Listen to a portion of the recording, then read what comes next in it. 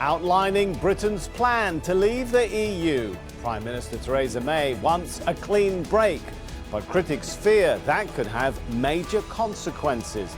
So, is the so-called hard Brexit the best way to go? This is Inside Story.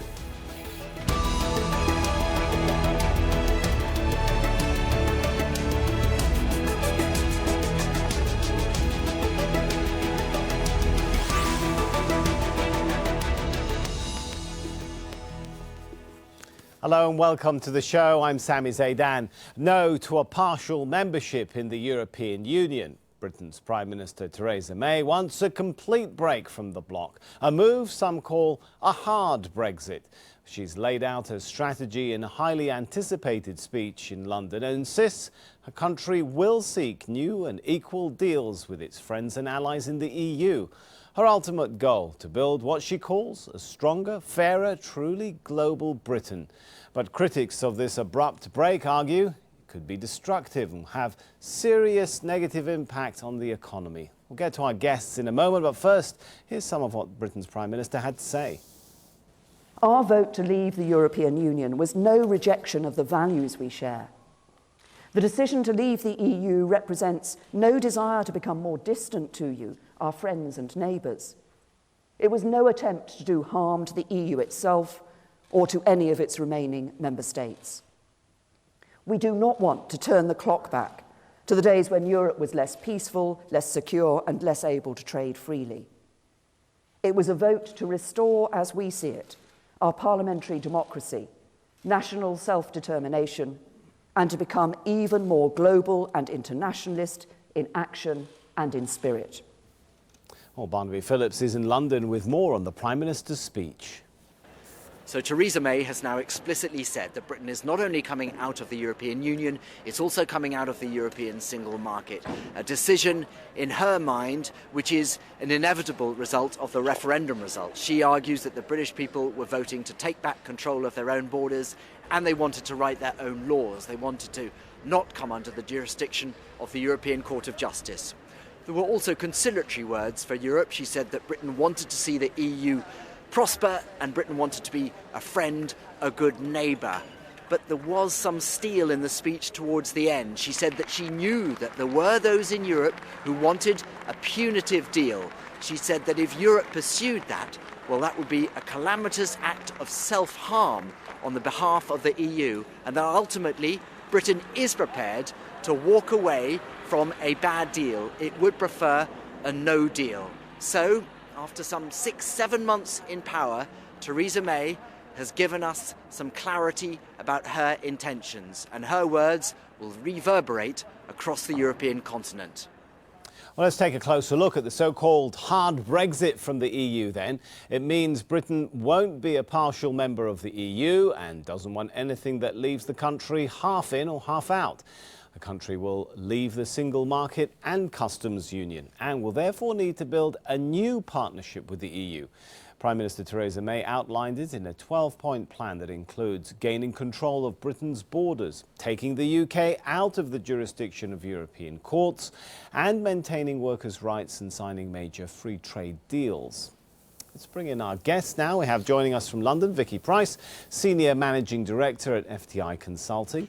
In Berlin, Ulrich Brueckner, Specialist in European Integration. And in Strasbourg, Daniel Hannan, a British member of the European Parliament. Good to all of you. If I could start with Daniel in Strasbourg. So, the British Prime Minister's vision, one that should spare the world economy, do you think?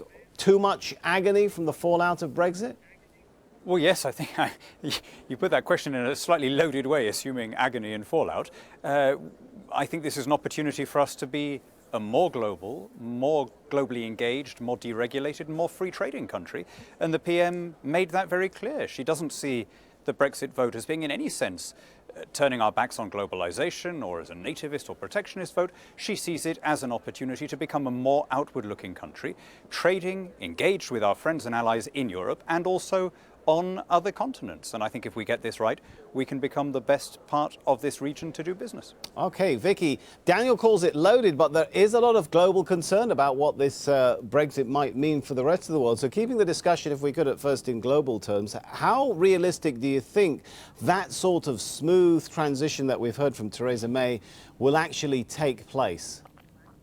It's going to take quite some time for it to push its way through, if you like, what goes on in the UK in terms of the law, which needs to be transposed into the UK law, and then, of course, any arrangements that may still need to be made. I mean, it's interesting when you look at having global deals. What we know is that they take an awful lot of time to be put together. What we also know, which is particularly important for the UK, is that free trade agreements normally do not cover services, or at least they do very, very little for services. And yet, here we are in the UK with the economy dominated by services, and we're talking very much about having trade deals which are going to leave services out of the equation. They hope that it might include them, but the reality is it doesn't. And even WTO rules, World Trade Organization rules, if that is what we revert to if we leave the EU in the way that Theresa May has been talking about today, they hardly say anything about services. And the reason why multilateral discussions have basically foundered all across the world is because nobody would agree on opening up those sectors of the economy. That is a very good point, Vicky. Before I go to Ulrich, which I do want to do in a moment, but let me just bounce that off of Daniel. Have services been overlooked? London, a very important hub for services, not to mention financial services, Daniel. Yeah, indeed. It's a huge area for us, a huge export earner for us. And one of the problems with having up until now been in the European Customs Union is that EU trade deals are heavily weighted towards the industrial and agrarian interests of some of the continental countries. They've had nothing to say about services. Vicky's quite right about that. I think we now have an opportunity to do something about that. And as we go ahead and explore our own bilateral trade deals with the US, with Australia and New Zealand, with China, Brazil and so on, I think that that can be a much bigger component of them to mutual benefit. I mean, if we get this process right, it should be advantageous to everyone, to us, to the 27 remaining EU states, and to the other 160 odd countries in the world that are not in the EU, but that will gain from a revitalization of the stalled world trading process. Okay, I think there's a few points we can pick up on and continue this discussion. But before we go on any further, I want to bring a view in from Berlin. Ulrich, listening to the points which Theresa May stressed upon in her speech, do you think the European Union is going to be up for giving the UK the sorts of arrangements or agreements when it comes to customs, access to the single market, without being an actual member of the EU? Is the UK aiming for too much, do you think? Well, I think the UK was aiming too much in the last 7 months, when we heard a lot about keeping a cake and eating it at the same time. This is normally what you hear from children who don't care that much about the contradictions of the position. Now we have a position, and it's a position that functions as a starting point for negotiations.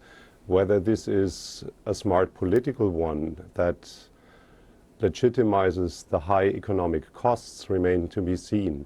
What we heard before about if Britain manages to achieve a better relationship with other parts of the world, and if we do it right, this is the important question. I think it completely excludes the question of power, which didn't play so much a role in a system within the European Union in which we developed institutions to not make it a power play 19th century style. It was a much more civilized way of being different and finding a single market interaction among the members and punching above weight in a more and more globalized world in which a single country doesn't really make much of a difference. Why should China or India or the United States sign a better trade agreement with the United Kingdom than with the European Union if the weight of the United Kingdom is so much smaller? So I think strategically, Theresa May delivered a position, and that helps everyone to get started with the negotiations. Whether it's a very smart thing to do economically, socially, politically, remains to be seen. We'll come back to Vicky then. How do you see it? Do you think the EU has much of an incentive at this point to extend special trading terms and special customs terms to the UK?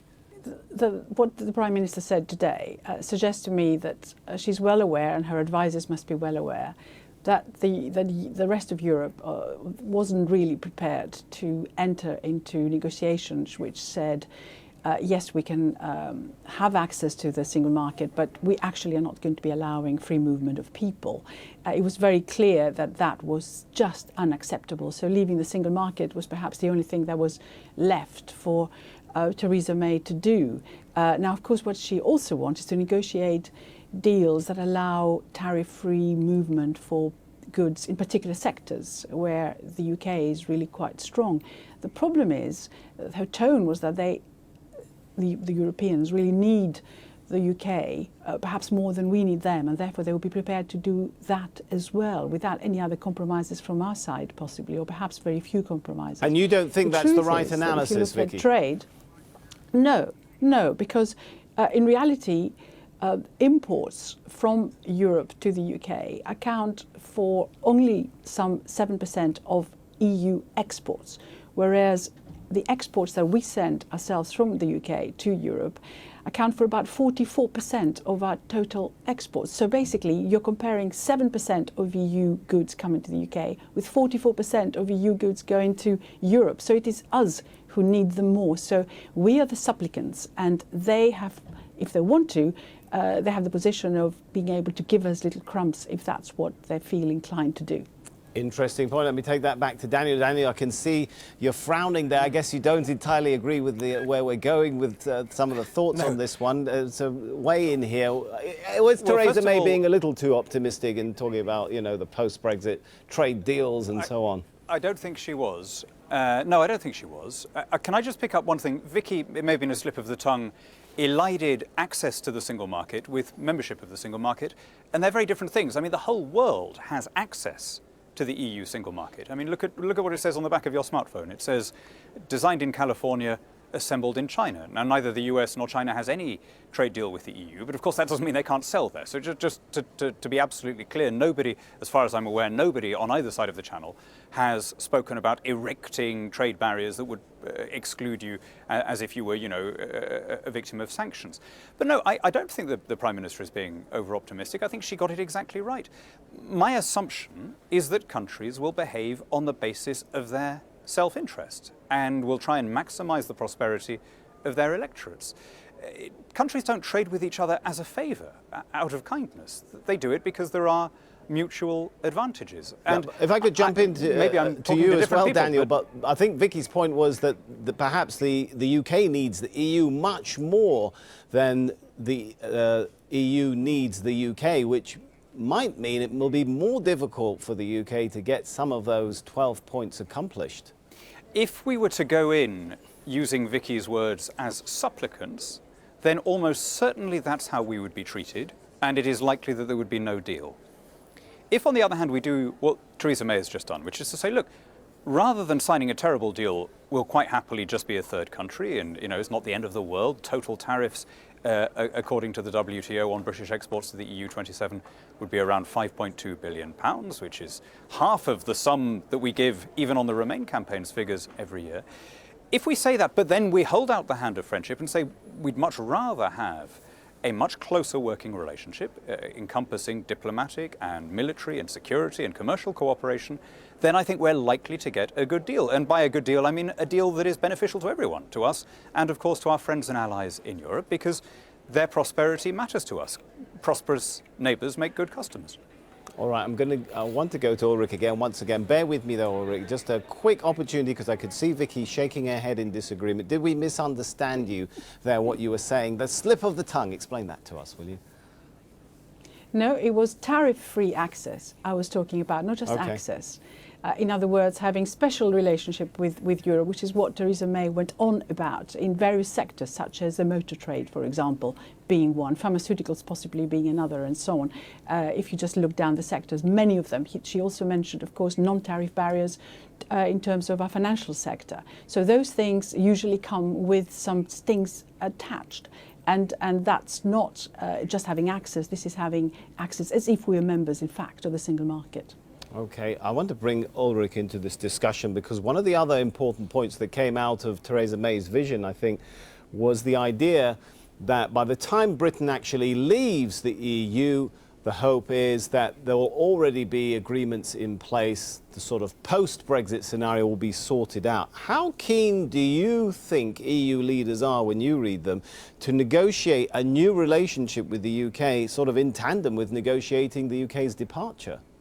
I have no idea what she had in mind regarding this one, because what we see is something like a federal system with a complicated, sophisticated system of institutional interplay to build package deals that are in the interest of everyone. And the privilege of Britain so far as a member since 1973 has been that they had personnel and votes and members of parliament and everyone involved in the system to make a difference and to leave a British footprint. If it's now only about getting access to the single market, as we heard before, Californian products or Swiss products can do, this is a complete oversimplification of what we are talking about.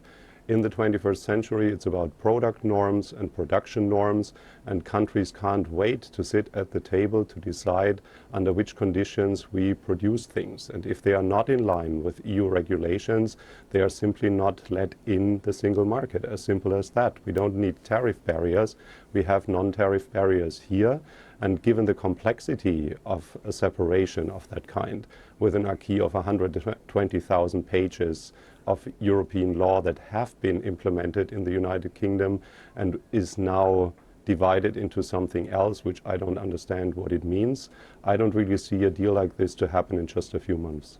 Oh, a scary scenario there. Let's take that to Daniel. If some of these details are not sorted out, Daniel, by the time Britain leaves the EU, that does mean something of that cliff, which Theresa May said we're going to try and avoid. Well, and she made clear that she was happy to have an interim arrangement, either sectorally or institutionally, to avoid it. Look, of course we're going to have to meet EU standards when we export to the EU, just like we have to meet Russian standards when we export to Russia, Chinese standards when we export to China. The exporters around the world understand that you have to do that. The difference is that we will no longer have to apply all of those standards in perpetuity to all of our domestic economy, or indeed to that part of our domestic economy, or that part of our economy that is dependent on exports outside the EU. It's also worth stressing that on the day we leave, we won't just have compatible regulatory standards with the rest of the EU, we will have identical ones. So this isn't going to be a cliff edge. The day we leave is the day that a different trajectory can start to be pursued. There may, over time, be a divergence of some standards and norms, and that will be a decision that we take sector by sector as time goes on. But there isn't going to be any cliff edge, because the day we leave, all of the rules will be in place, and we will continue to have exactly the same technical standards as our trading partners. Now, let's broaden it out for a bit of the global look on this. Vicky, when we talk about a transitional period, a sort of the phased process, I think was the wording which Theresa May used, how important is that not only for the British economy but for the global economy? How much of a shock or disruption, or perhaps even positive development, depending on how you look at it, could the global economy be in for if these sorts of details are not sorted out by the time Britain leaves? I think the global economy, if there was such a thing that we can call as an institution, certainly if you look at the World Bank, the International Monetary Fund and so on, are all quite worried about the implications of more protectionism, greater isolation, which is beginning to take place, dismantling some of the trade deals that are already there. Look what's going on in terms of President-elect Trump, soon to be President Trump, what he's been doing in relation to trade agreements with Europe, or planned ones, the ones with the Pacific region, and also what's going on with NAFTA. We are really talking about some real return to what used to be the case, which is that every country for itself, which actually is very bad in terms of peace, but also in terms of growth. And interestingly enough, Theresa May today linked trade with growth, and we know that that is such an important point to make, and that less trade will mean less growth, and the likelihood of us being able to replace what goes on in our trade relationships with Europe with deals that we do elsewhere at a time of increased protectionism and problems in a number of countries, sanctions, wars, etc., is actually quite small. And that's the worry I think that we all have, and that Brexit in itself, the way it's moving, could just be a signal of integration that we had seen in the world economy beginning to go backwards. Perhaps to prevent that, Ulrich, will we see the EU now, do you think, try and move faster with greater integration? Do you think that if there is going to be, do you think that EU leaders are thinking if there is going to be a Brexit, it's better to get it done with quickly and move and integrate amongst ourselves even quicker? Well, there are voices who expressed that they see a country with a very different attitude towards some of the integration processes no longer at the table. So we might see some developments that weren't able to achieve among 28 countries, but it's a general trend that we see more overlapping club memberships under the umbrella of the European Union as the supranational organization.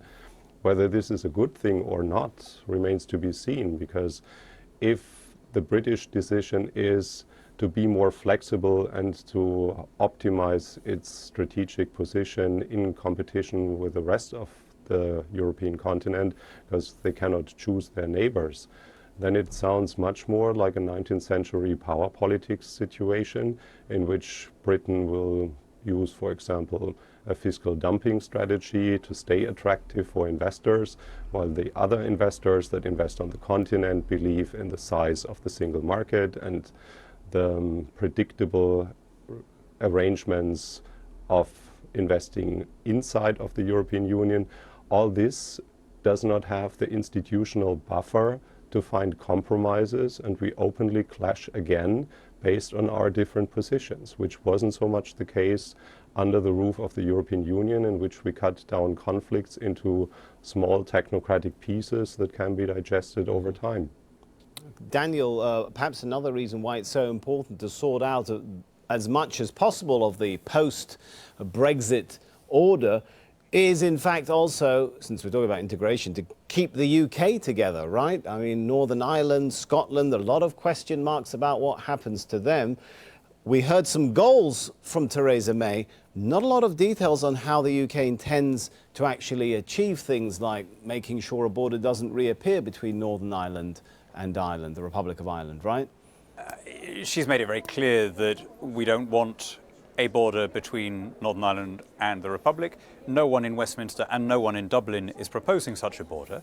And there's no reason technically why there needs to be one. There is a common travel area now that brings together the whole of the British archipelago. It brings together the UK and the Republic of Ireland, which are in the EU, as well as the Isle of Man and the Channel Islands, which are not in the EU. So as a matter of observable fact, we can see now that you can have a common travel area without all needing to be EU members.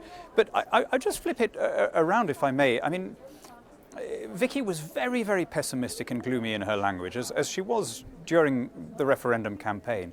There are opportunities, and there are opportunities here not only for us, but I think for our European allies and for the rest of the world. The world trading system has indeed rather stalled recently, and I think it now falls to us, not for the first time, to be, as Teresa May keeps saying, the global champion of free trade. We now have the opportunity to open our markets across the board, including in textiles and agriculture and all the traditionally difficult fields. We can do more to boost living standards in developing countries than we ever did with decades of government-to-government aid. And we can do it in a way that will raise living standards at home for everybody, but especially for the people on lowest incomes. So there are huge opportunities here in terms of deregulation, in terms of lower costs. We've got about... Do you know what? Is tax composition such a terrible thing? All right, we've got about 40 seconds left, so I'm going to give it to Vicky to come back in on that one. Are you overlooking the opportunity in this? Oh, there are always opportunities. Every crisis breeds opportunities. So perhaps, you know, our businesses are going to grab hold of them and do something major.